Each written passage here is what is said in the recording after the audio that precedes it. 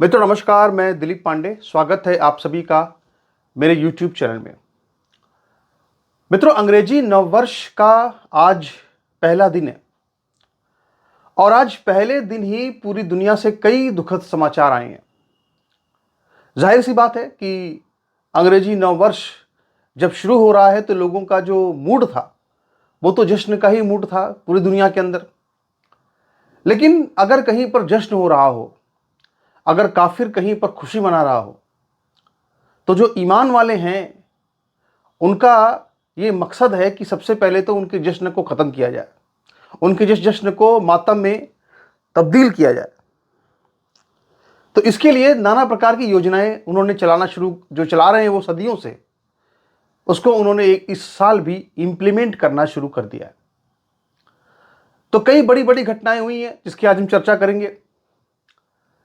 एक तो घटना सामने आ रही स्विट्जरलैंड से, जहां पर एक बड़ा धमाका हुआ है और वहां पे 40 लोगों की मौत हो चुकी है। 100 से ज़्यादा लोग वहां पे इस वक्त घायल हैं, जो कि अस्पतालों में भर्ती हैं। दूसरी जो महत्वपूर्ण घटना है वो सामने आ रही है एम्स्टर्डम से। इसी तरह से एक और भी महत्वपूर्ण घटनाक्रम हमारे भारत के अंदर भी हुआ है।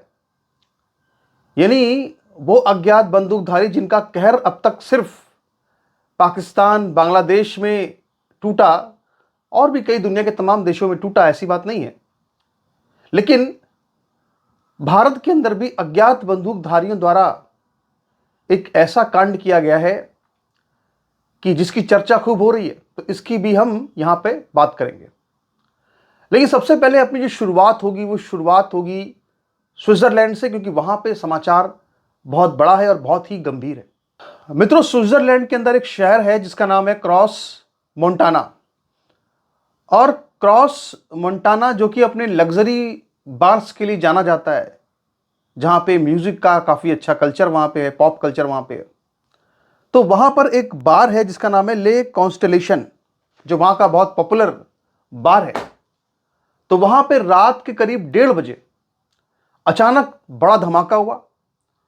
आग इतनी तेजी से फैली कि वहां पे 40 लोग झुलस कर मर गए और 100 लोगों को वहां पर भर्ती कराया गया है। 100 लोगों को वहां पर भर्ती कराया गया है अस्पताल के अंदर। ये आप देख रहे हैं उस बार की तस्वीर, लॉन्ज बार, वाइन बार लिखा यहां पे हुआ है। और ये आप वो तस्वीर देख रहे हैं जहां पर कि जब धमाका हुआ तो किस तरह की स्थितियां थी, लोग किस तरह से यहां पे भागने दौड़ने लगे। इस तरह के वीडियोस यहां पे आप देखिए कि लोग एक तरह से जश्न में ही डूबे हुए थे और लोग खुशियां मना रहे थे। नए साल का जश्न यहां पे चल रहा था, तस्वीरें अगर आप देखें। लेकिन यहां पर अचानक से एक बड़ा विस्फोट हुआ, जिसके बाद यहां पर आग लग गई और बड़ी संख्या में यहां पे, सैकड़ों की संख्या में यहां पे लोग इकट्ठा थे और यहां पे एक बड़ी घटना हो गई है जिसमें कि 40 लोगों की अब तक मौत हो चुकी है। तो ये हंसते खेलते लोग जो आपको चेहरे नजर आ रहे हैं, इनको नजर लग गई और कुछ बचा नहीं, जो कि यहां पे हम स्थितियां देख रहे हैं। आतिशबाजी यहां पे चल रही थी। कहा यह भी जा रहा है कि कुछ लोग, एक ये भी थ्योरी निकल रही है कि आतिशबाजी से ही ये घटना हुई है। और चूंकि वहां पे जो डांस बार था, वहां पे इतनी बड़ी संख्या में वहां पे जो फर्नीचर थे, वहां पे सजावटी सामान था, तो आग इतनी तेजी से वहां पर फैली कि लोगों को बचने का समय नहीं मिला, लोगों को भागने का समय नहीं मिला। एंट्री एग्जिट का पॉइंट वहां पे एक ही था और इसीलिए 40 लोग वहां पर जो है वो झुलस के मर गए। और ये नए साल की, अंग्रेजी नव वर्ष के पहली तारीख की घटना, दुखद घटना, जब 40 लोग अचानक से यहां पे मर गए। तो इस घटना की जांच लगातार जारी है। स्विट्जरलैंड की सरकार ने फिलहाल अभी जो क्रॉस मोंटाना का जो शहर है, तो उसको उन्होंने कहा है कि यहाँ पे नो फ्लाई जोन रहेगा, यानी कि यहाँ ऊपर से कुछ भी यहाँ से अभी उड़ान नहीं हो सकती है। इसको नो फ्लाई जोन डिक्लेयर किया गया है और बहुत ही गंभीरतापूर्वक पूरी जांच चल रही है कि आखिर इस पूरे धमाके के पीछे कौन है और क्या ये कोई आतंकवादी हमला है या ये कोई हादसा है।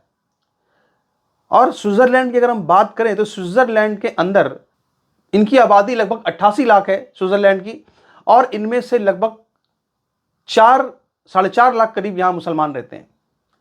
5 से 6% यहाँ पे इनकी आबादी मानी जाती है। और इसमें ज़्यादातर जो 20% लोग हैं इन पूरी इस्लामी आबादी में, इनमें 20% लोग जो है वो तुर्की के हैं, और इनमें से लगभग बाकी जो लोग हैं वो युगोस्लाविया के मुसलमान यहाँ पे रहते हैं। तो अब यहाँ पे सघन जांच चलेगी और इसके बाद जानकारी मिलेगी कि आखिर यहाँ पे क्या हुआ। जैसे ही इस बारे में कुछ अपडेट आएगा आपको हम बताएंगे। और ये सब जो घटनाएं होती हैं या पूरी दुनिया के अंदर जिस तरह से जो नॉन मुस्लिम्स हैं उनके खिलाफ हेट जो फैलाई जाती है, उसकी एक बहुत बड़ी वजह जो है वो मुल्ला मौलानाओं के भाषण होते हैं। एक मुफ्ती यासिर हैं जिनका कि भाषण लगातार पूरे सोशल मीडिया पर वायरल हो रहा है, और उसमें उनसे एक सवाल पूछा जाता है, जैसे लाइव क्वेश्चंस होते हैं। एक व्यक्ति उनसे सवाल पूछता है कि अगर कोई एक व्यक्ति किसी छोटे बच्चे का रेप कर रहा हो और दूसरा व्यक्ति अगर मूर्ति पूजा कर रहा हो, तो जो बड़ा पापी है वो कौन है इस्लाम की निगाह में? तो मुफ्ती यासिर ने कहा कि जो बड़ा पापी है वो मूर्ति पूजा करने वाला है, ना कि बलात्कार करने वाला। यानी इस्लाम में उसने बताया कि सबसे बड़ा जो पाप है वो शिर्क है, और वो बुत परस्ती है, जो कि हिंदू करता है और तमाम लोग करते हैं, ईसाई भी करते हैं, उनके यहां भी मूर्तियां होती हैं चर्च में। तो इतने बड़े पैमाने पर पूरी दुनिया के अंदर जो हेट क्राइम, या कहें कि जो हेट फैल रही है मुसलमानों के अंदर नॉन मुस्लिम्स के खिलाफ में, और उसको फैलाने का काम मुल्ला मौलवी करते हैं। और कहीं ना कहीं जो अपने आप को दिखाते हैं कि हम बड़े पढ़े लिखे मुसलमान हैं, बड़े अच्छे मुसलमान हैं, बड़े उदार मुसलमान हैं, वो भी कहीं ना कहीं उसी लाइन पर चल रहे हैं। एक और घटना आपको बताऊं, कल जो लगातार वायरल है, जो अमेरिका के अंदर न्यूयॉर्क के नए मेयर बने हैं जिनका नाम जोहरान ममदानी है। तो जोहरान ममदानी ने अपने लिए एक जो नियुक्ति, एक लोगों को नियुक्त किया है, तो उसमें उन्होंने एक और व्यक्ति को नियुक्त किया है जिसका नाम है रमजी कासिम। और ये जो रमजी कासिम है, इसको मुख्य कानूनी सलाहकार बनाया है अपना न्यूयॉर्क के अंदर ममदानी ने। और ये जो इनका कानूनी सलाहकार है रमजी कासिम, इसको लेकर के अब विवाद शुरू हो गया है अमेरिका के अंदर। और विवाद इसलिए हुआ है यूएस के अंदर क्योंकि ये जो रमजे कासिम है ये अल कायदा के आतंकियों का केस लड़ चुका है। और ये जो जोहरान ममदानी है, इसने अभी कुछ दिन पहले एक ट्वीट किया था, और ट्वीट में उसने सबसे पहले तो निंदा कर दी दीपू चंद्र दास की हत्या को लेकर के। यह कहा कि इस्लाम शांति का मजहब है, इस्लाम कुछ गलत नहीं सिखाता है। लेकिन दूसरी तरफ उसने इसके बाद यह बताया कि भारत में किन किन शहरों में लिंचिंग हो रही है। यानी कि वो आदमी जो कि भारत को मॉब लिंचिंग पर ज्ञान दे रहा था, जोहरान ममदानी, अभी कुछ दिन पहले उसने अपना जो मुख्य कानूनी सलाहकार है वो एक ऐसे व्यक्ति को बनाया है जो स्वयं आतंकियों का, अलकायदा के खूंखार आतंकियों का केस लड़ता है। और यहीं पर इसीलिए, चूंकि इनके साथ पूरा इकोसिस्टम खड़ा हो जाता है, इसीलिए जरूरत पड़ती है फिर किसकी? अज्ञात बंदूकधारियों की। अज्ञात बंदूकधारी वो जो सीधे फिर इंसाफ करते हैं, सीधा न्याय करते हैं। मित्रों, मैं बात कर रहा हूं कल 31 दिसंबर 2025 को एक बड़ी घटना हुई है महाराष्ट्र के अंदर। महाराष्ट्र के अहिल्या नगर जिले में एक श्रीराम कस्बा है, और वहां पर असलम शब्बीर शेख नाम का एक व्यक्ति, जिसके ऊपर साल 2012 में पुणे बम धमाके का आरोप है, और जिसको साल 2022 में बॉम्बे हाईकोर्ट से जमानत मिल चुकी है, वो असलम शब्बीर शेख जो कि आतंकवाद का आरोपी है, बम धमाके का आरोपी है, जमानत पर रिहा था। और कल शाम को, यानी 31 दिसंबर की शाम को, वो श्रीराम नगर कस्बे में एक अंत्येष्टि में गया था अपने किसी रिश्तेदार की, और उसी वक्त वहां पर एक हमला होता है। एक बाइक पर बैठकर दो बंदूकधारी आते हैं और उसकी गोलियां मारकर हत्या कर देते हैं।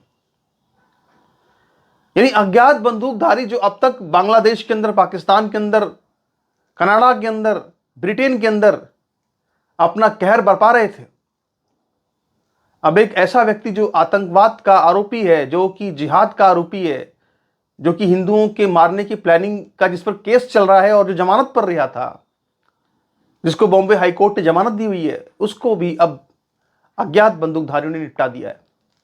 तो साल 2026 नहीं देख पाया।